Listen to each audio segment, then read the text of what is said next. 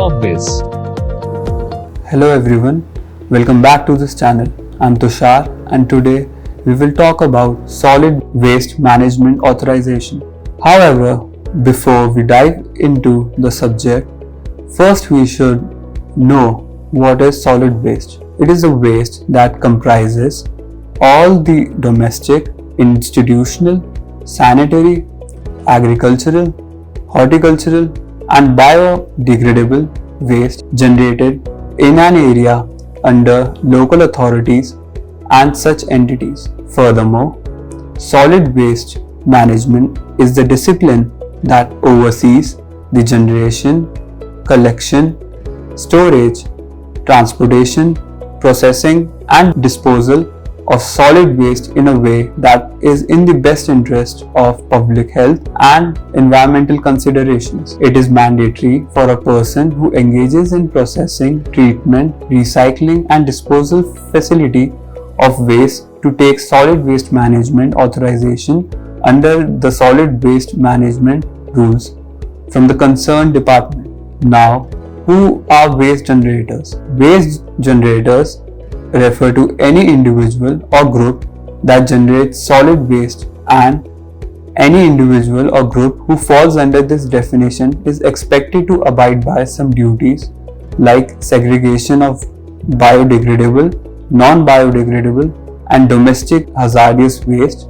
They are also accountable for storing, construction and demolition waste separately.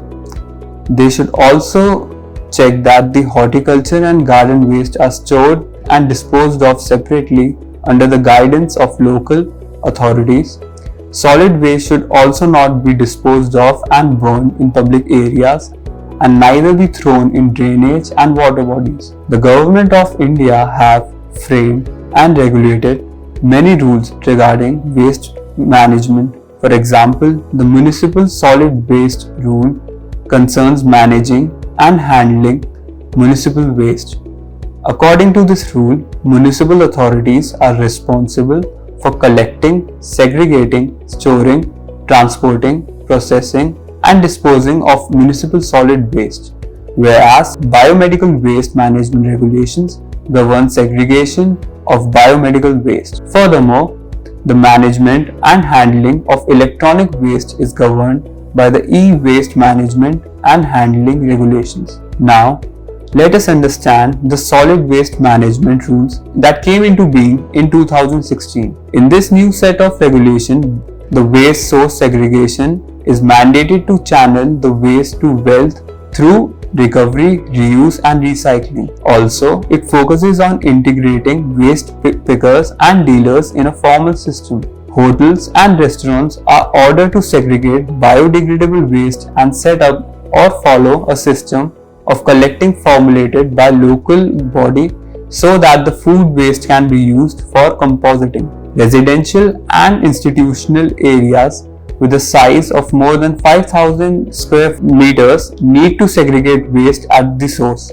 The biodegradable source must be processed, treated and disposed of through biomethanation within the premises, and the residual waste should be unloaded to waste collectors. The developers and SEZs and industrial parks must allot minimum area of 5% of the total area to recycling facility. Now let us look into the procedure to apply for solid waste management authorization. The point to be noted here is that any individual who indulges in waste management activity needs to get approved from the Polluting Control Board.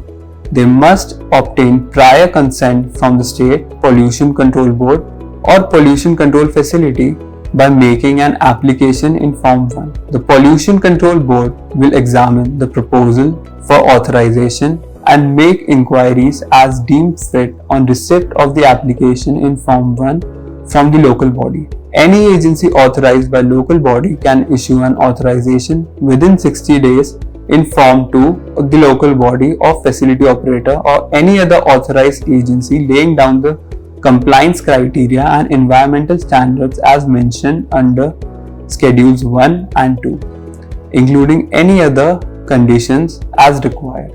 The documents required to apply for solid waste management authorization are the PAN and Aadhaar card of the authorized signatory, a GST certificate, proof of ownership of site or a rent or lease agreement, factory license, electricity bill, layout plan, flow chart of process, details of machinery installed. The validity of the authorization lasts for 2 years. It can also extend up to a period of 5 years contingent on subsequent renewals. The applications of renewals can be made in Form 4 60 days before the expiration date. The State Pollution Control Board or Pollution Control Committee can renew an authorization after a thorough examination of each case. I hope you like this video. Please subscribe to this channel for more updates.